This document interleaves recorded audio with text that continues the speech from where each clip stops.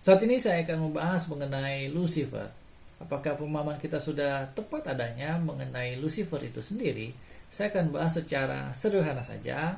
Yang pertama, dalam bahasa Latin hanya ada 3 ayat. Pertama di Ayub 11 ayat 17, lalu Yesaya 14 ayat 12, dan juga 2 Petrus 1 ayat 19 yang menuliskan kata Lucifer sendiri.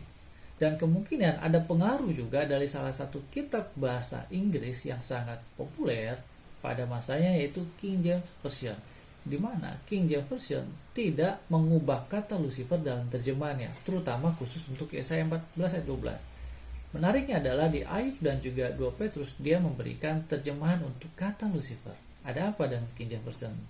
Saya akan bahas khusus tentang King James Version di dalam materi berikut. Lalu kemudian ternyata teks ini banyak dikaitkan dengan banyak mitos. Salah satunya yang berasal dari Libanon tentang Hel putra Sakhar, yang merupakan seorang pahlawan besar yang berusaha untuk setingkat dengan dewa, yaitu El Elyon yang maha tinggi. Lalu kemudian dia dijatuhkan oleh El Elyon itu sendiri.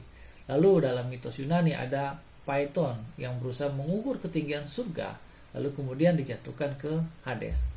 Apapun itu, sebenarnya kitab Yesaya ini tidak mengacu, terutama di 14, mengacu pada seorang sosok ilahi.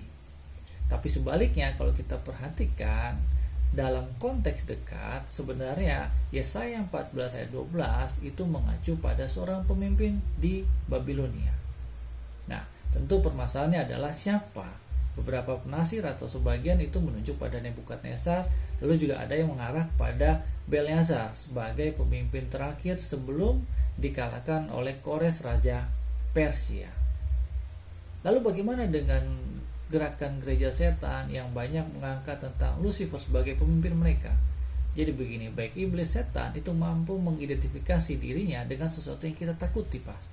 Walaupun yang kita takuti itu sendiri berangkat dari pemahaman yang tidak tepat atau kurang tepat. Nah, tetapi kalau kita mengacu dari pendekatan hermeneutik yang paling sederhana, yaitu konteks dekat, kata Lucifer itu sendiri atau bintang timur itu mengacu pada bentuk kiasan, yaitu yang merujuk pada pemimpin Babilonia. Apakah dia Nebukadnezar, apakah dia kemudian Belsyazar? Nah, ini sudah di area penafsiran. Namun yang pasti bukan mengarah pada seorang pemimpin atau sosok ilahi atau yang setara dengan malaikat atau bahkan lebih tinggi dari malaikat. Jadi kata Lucifer di sini merupakan suatu bentuk kiasan. Ingat, ini merupakan kitab para nabi di mana kontur atau bentuk sastranya adalah puisi, sehingga ada begitu banyak sekali bahasa-bahasa figuratif di dalam teks itu sendiri. Terima kasih.